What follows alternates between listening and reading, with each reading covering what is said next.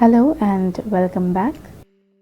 This is actually a second part of our video related to importance on quality check of dehydrated media, जिसमें मैं आपको कुछ points बताऊंगी related to dehydrated media. जो कुछ remaining थे वो ये हैं. My suggestion for this video for you all कि आप वीडियो को पॉज करके स्लाइड्स ज़रूर रीड करें ताकि जो भी एक्सप्लेनेशन आपको मिल रही है वो अंडरस्टैंड हो जाए. Microwave heating of culture media. We don't recommend to heat or sterilize the prepared media in microwave ovens because there are a lot of reasons for doing that, in which few are. Number one point is heating may be uneven, यानी heating uneven हो सकती है जिसका मतलब कहीं से media solid रह जाएगा और कहीं से मीडिया मेल्ट हो जाएगा, जो सही चीज़ नहीं है. दूसरे पॉइंट को गौर से समझें कि जब आप इस तरह की हीटिंग करेंगे तो कंटेनर के अंदर एक हॉट स्पॉट कॉलम बन जाएगा जो मज़ीद मीडियम को हीट देगा, जिसकी वजह से कंटेनर बर्स्ट या एक्सप्लोजन का ख़तरा भी हो सकता है. तो कभी भी लैब में इस तरह की चीज़ ट्राई ना करें. थर्ड पॉइंट ये है कि अगर आपका मीडिया सॉलिडिफाई हो चुका है तो उसको हीट मिलना माइक्रोवेव से काफ़ी नहीं होगा, क्योंकि माइक्रोवेव सही हीट वहाँ देता है जहाँ मॉइस्चर हो. फोर्थ पॉइंट बहुत इंपॉर्टेंट है कंटामिनेशन के हवाले से कि अगर कंटेनर या बॉटल या जिस चीज़ में आपने मीडिया बनाया हो या रखा हो तो उसका इनसाइड टॉप यानी ऊपर कैप की साइड का अंदर वाला हिस्सा अगर स्टरलाइज नहीं है तो यकीनन वो कंटामिनेशन लेगा और मीडिया में कंटामिनेशन के चांसेस बढ़ जाएंगे. Next slide is related to remelting solid media, यानी मीडिया को दोबारा लिक्विड करना उसके सॉलिड स्टेज से.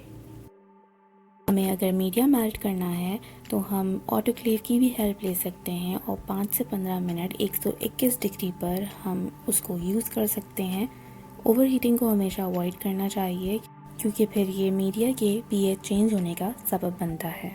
वैसे फ्री स्टीमिंग ज़्यादा सूटेबल है बिकॉज ये तकरीबन 25 से 20 मिनट ले लेती है और हम इसमें सिंपल वाटर बाथ भी यूज़ कर सकते हैं. मोस्टली लैब्स में वाटर बाथ बहुत कॉमन है इस चीज़ के लिए. Selective component are heat labile, तो हमें अगर ऐड करना है तो हम बेस मीडियम के रीमेल्ट होने के बाद ऐड कर सकते हैं. पॉजिटिव एंड नेगेटिव कंट्रोल्स बहुत ज़रूरी होते हैं ताकि हमें मीडियम की परफॉर्मेंस का पता चल सके. Our next slide is storage of reconstituted sterile media and poured plates. Media को जब हमने प्रिपेयर कर लिया हो तो उसकी क्वालिटी डिपेंड करती है उसके टाइम या ड्यूरेशन पे कि हम कितने टाइम के लिए उसे स्टोर कर रहे हैं. तो इट्स बेटर कि मीडिया प्लेट्स पे मीडिया प्रिपेयर करने के बाद डेट मार्किंग की जाए. कोशिश करनी चाहिए कि जब रिक्वायरमेंट हो या माइक्रोबायोलॉजिकल टेस्टिंग प्रिपरेशन हो तो उस टाइम पे मीडिया को प्रिपेयर करना चाहिए. ये काम और इसकी टाइम ड्यूरेशन हर लैब इंडिविजुअल को मालूम होनी चाहिए. प्लेट्स को पोर करें और प्रॉपरली रैप करके स्टोर कर दें 2 से 8 डिग्री सेल्सियस पे. डिफरेंट मीडिया की different durations of storage validated हैं जो आप स्क्रीन पे देख सकते हैं. कुछ मीडिया जिन्हें हम सेलेक्टिव मीडिया कहते हैं लाइक बेयर्ड पार्कर एगर अपनी selectivity with in 48 hours increase कर लेते हैं, तो उसे यूज़ कर लेना चाहिए हमें 3 वीक्स के अंदर.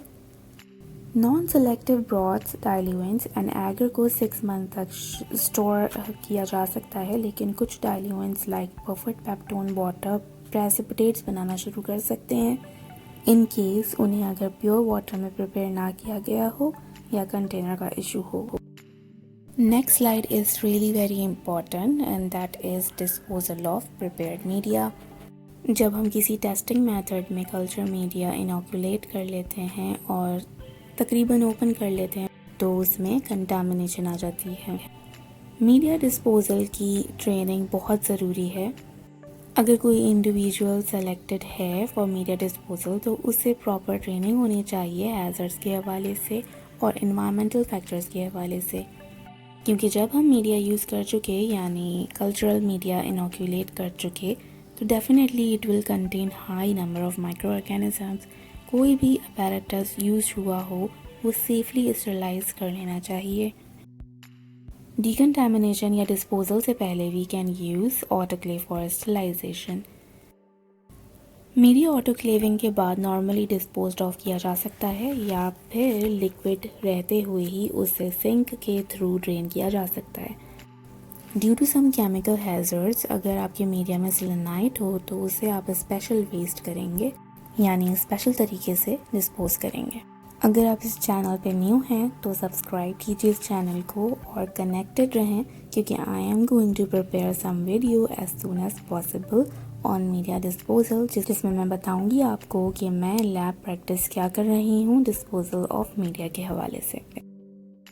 Our next slide is pH testing guidelines, जो बहुत ज़्यादा ज़रूरी चीज़ है। मीडिया प्रिपेयर करने के लिए वाटर की pH मेंटेन होनी चाहिए, जो मैं अपनी प्रीवियस वीडियोस में शेयर कर चुकी हूँ। जब मीडियम अपने फाइनल फॉर्म में आ जाए एट 25 डिग्री सेल्सियस तो उस दौरान उसका pH चेक कर लेना चाहिए।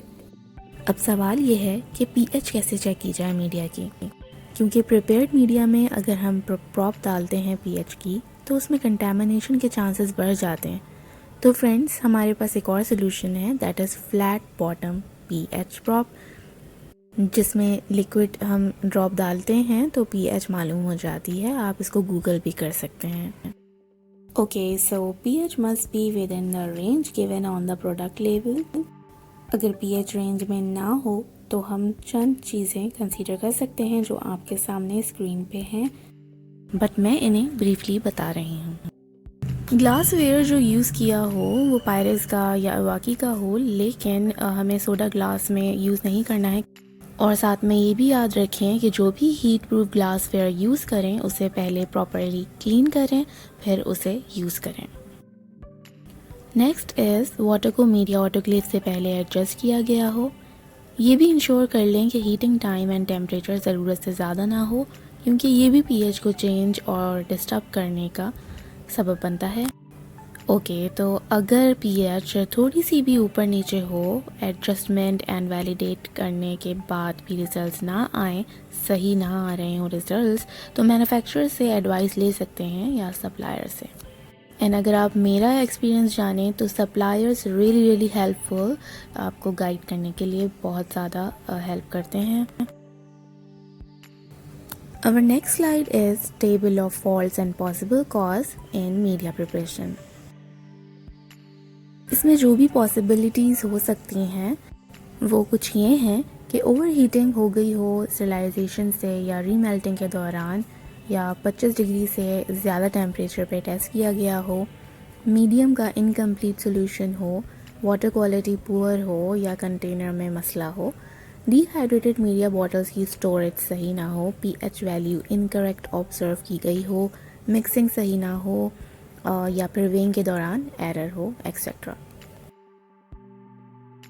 वाटर क्वालिटी किसी भी चीज़ के लिए इन फार्मास्यूटिकल और फूड इंडस्ट्रीज़ बहुत ज़रूरी होती है, even for testing and manufacturing.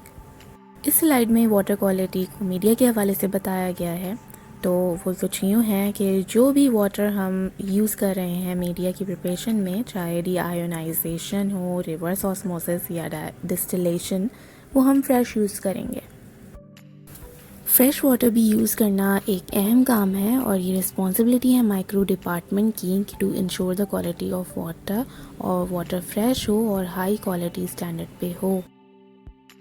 जैसे मैं अपनी प्रीवियस वीडियोस में भी बता चुकी हूँ कि टैप वाटर हमें अवॉइड करना चाहिए कल्चर मीडिया के लिए, क्योंकि उसमें इम्प्योरिटीज़ हो सकती हैं like calcium, magnesium and other metal ions हो सकते हैं, उनके ट्रेसेस हो सकते हैं, तो वो ट्रिगर करेंगे।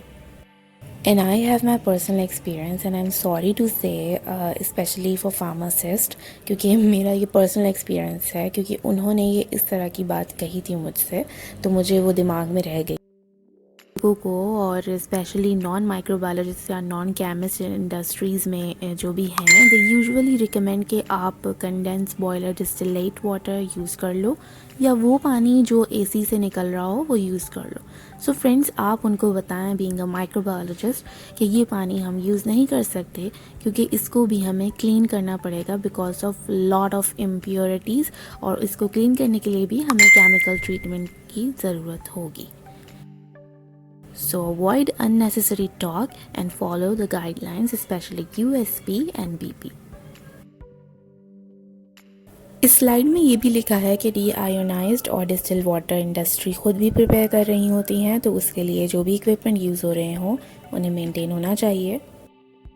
Conductivity is also very important, जो 15 माइक्रोसीमेंस पर सेंटीमीटर से ज़्यादा ना हो। Conductivity and pH daily basis पे चेक करें। हाई कंडक्टिविटी इंडिकेशन है कि वाटर को मज़ीद डीआयोनाइजेशन की ज़रूरत है। पोर्टेबल कंडक्टिविटी मीटर्स अवेलेबल हैं मार्केट में और आप उन्हें आसानी से यूज़ कर सकते हैं। लो आयन कंटेंट की वजह से पीएच वाटर का चेक करना मुश्किल हो जाता है, इसलिए 100 ml डीआयोनाइज्ड वाटर में 0.3 ml सैचुरेटेड KCl डालेंगे, then use calibrated pH meter. pH 6 usually considered satisfactory for the majority of culture media. Algal bacterial and other kind of microbe से वाटर को बचाने के लिए यानी कंटामिनेशन से बचाने के लिए इसको कम ड्यूरेशन पे स्टोर करना चाहिए। कोशिश करनी चाहिए कि वाटर को क्लियर ग्लास सील्ड कंटेनर में रखना चाहिए, जिससे पीएच चेंज होने का ख़तरा ना हो। मेटल के कंटेनर से भी अवॉइड करें ताकि मेटालिक आयंस वाटर में शामिल ना हो सकें।